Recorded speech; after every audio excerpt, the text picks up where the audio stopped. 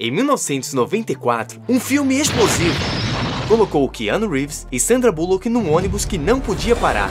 Esse era Velocidade Máxima. Um sucesso instantâneo que saltou direto para o topo das bilheterias. E eu amo esse filme. Por isso decidi assisti-lo quadro a quadro, em busca de cada detalhe e erro que deixamos passar. E claro, explorar o que torna esse filme tão bom. Então vamos embarcar em todos os detalhes que você perdeu em Velocidade Máxima. Deixa o like e vamos para o vídeo. Antes mesmo do ônibus, o terrorista prende uma bomba num elevador e pede um resgate pelos reféns. Essa ideia de perigo num elevador veio de uma experiência real. During the filming of Die Hard, I once myself got stuck in an elevator. Não mexam com o papai. Uma piada com o papel anterior do ator. Shut up!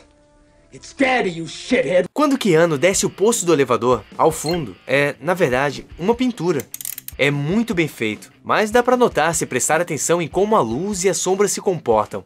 Depois de resgatar os reféns, os policiais encontram um bandido, mas ele faz um deles de prisioneiro. Para impedir que o criminoso leve seu parceiro, Jack atira no próprio colega. O vilão aprende a lição, e no final, em vez de usar o colete de explosivos em si mesmo, ele coloca na refém. A única coisa curiosa é que ao receber a medalha, Harry usa a bengala na perna direita, mesmo tendo levado o tiro no lado esquerdo. Na cena seguinte, ele já está usando a bengala no lado correto. E não é o único deslize. Tem também uma lixeira que aparece do nada. O vilão sai de cena com uma risada maléfica, deixando a porta aberta. Mas quando detona a bomba, a porta está misteriosamente fechada e sem tranca. Logo ele ataca novamente, e para mostrar que não está de brincadeira, explode um ônibus. Se prestar atenção, dá para ver o cabo puxando o ônibus, criando a impressão de que ele explodiu em movimento. Gostei dessa. Com a atenção conquistada, o vilão avisa que colocou uma bomba em outro ônibus. Ela será ativada se passar de 50 milhas por hora e explodirá se a velocidade cair. E tem mais, ninguém pode deixar o ônibus. Curiosamente, o número do ônibus é 2525, somando dá 50, a mesma velocidade que ele não pode baixar. Se diminuir de 50, ela explode. Coincidência? Acho que não. E a propaganda com a frase, dinheiro não é tudo, tá certo. Antecipa a motivação do vilão, que como veremos depois, quer apenas dinheiro. Quero dinheiro, Jack. Queria ter um propósito mais elevado, mas receio que no fim seja só dinheiro, Jack. Enquanto isso, Jack corre para alcançar o ônibus antes de atingir as 50 milhas. Detalhe, a placa do carro dele é 646 TES, e TES significa Speed em Hindi, título original do filme. Não era planejado quebrar o vidro. That was an accident. That wasn't supposed to happen. Tanto que a rachadura não aparece em vários momentos.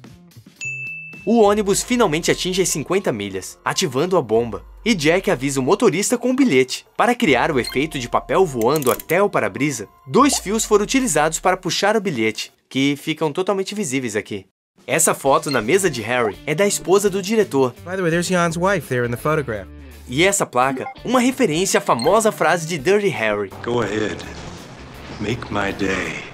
Jack entra e se identifica como policial, então um dos passageiros acha que será preso, e no meio da confusão, acaba atirando acidentalmente no motorista. E é aí que Annie assume o volante. Sure, it's just like driving a really big Pinto. Essa frase é meio engraçada para nós brasileiros. Eu não tenho maturidade! Parece uma referência ao famoso defeito do Ford Pinto, que explodia em colisões traseiras. Agora Annie está no controle de um ônibus explosivo. Mais um achismo aqui. Ao inspecionar a bomba, Jack encontra um relógio barato folhado a ouro. Que tipo de relógio? De ouro.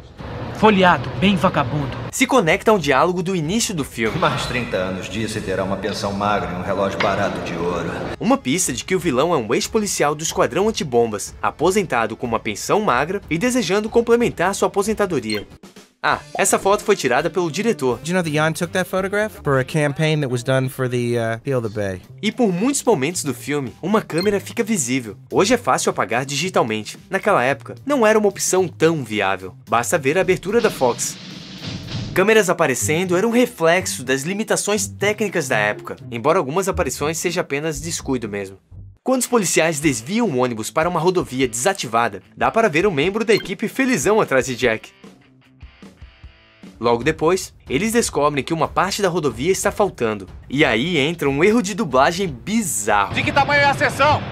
150 metros, pelo menos. O pelo menos é o que me quebra, porque eram na verdade 15 pés. 50 feet!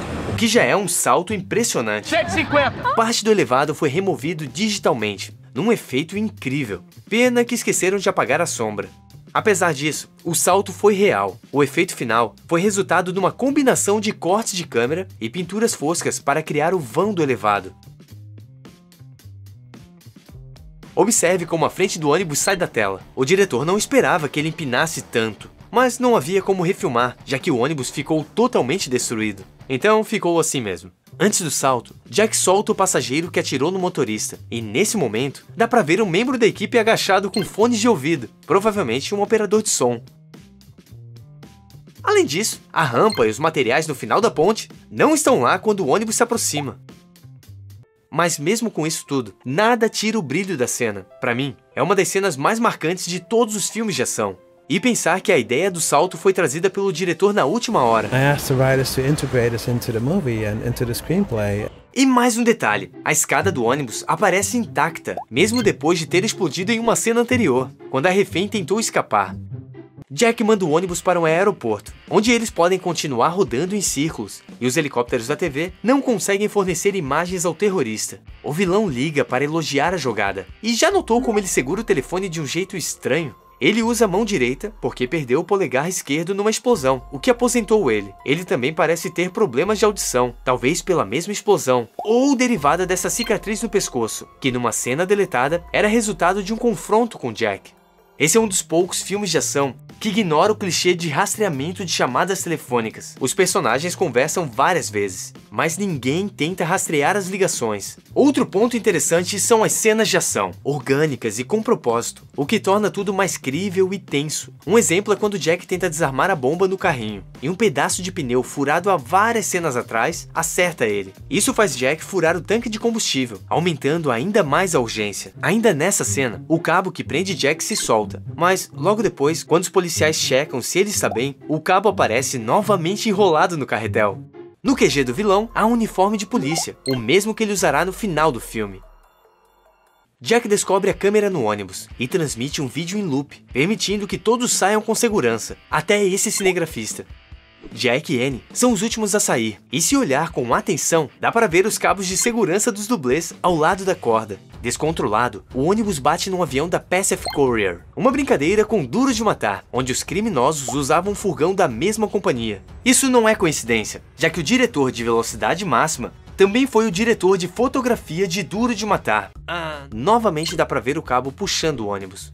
Acreditando que o vilão não sabe que os reféns já deixaram o ônibus, a polícia segue com o plano, deixando o dinheiro do resgate no local combinado para tentar capturá-lo. Uma decisão bem questionável, já que o ônibus explodiu contra um avião. Mesmo que os helicópteros de TV não pudessem sobrevoar o aeroporto, a explosão foi enorme, com muito barulho e fumaça, algo impossível de passar despercebido. Não tinha como a mídia não noticiar.